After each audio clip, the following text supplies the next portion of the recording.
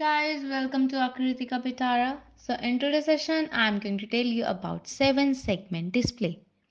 7-segment display are the output display that device that provide us information that can be in an image or a text or a decimal numbers.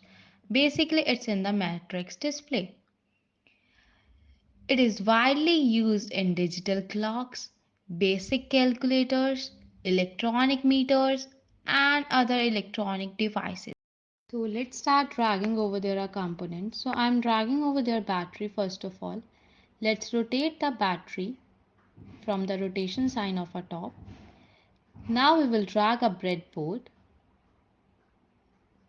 Then these are having a positive and negative side on breadboard and positive and negative side on a battery.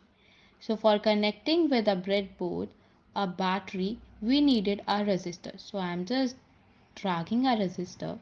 Let's rotate resistor also. Now adjust the resistor parallelly to the breadboard on a positive side. Now we have to connect a positive end of a battery to the resistor. Now change the color of a wire, that is a red color. Then we are having a negative end on a breadboard, so that I am giving a terminal to the negative of a breadboard side. Now I will change a wire color, that is a black color. Let's search now 7 segment because we needed a 7 segment. Now in 7 segment we are having a common wire that I am giving a common to a positive end. Same way I am giving at the down also a breadboard side, so I am giving that over there a wire.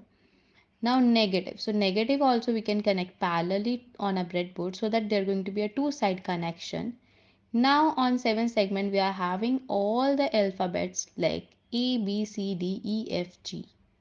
So I'm connecting all my wires going to be on the negative side on a breadboard. So then we will see over there that what gonna be our result. So for that we will click on start simulation.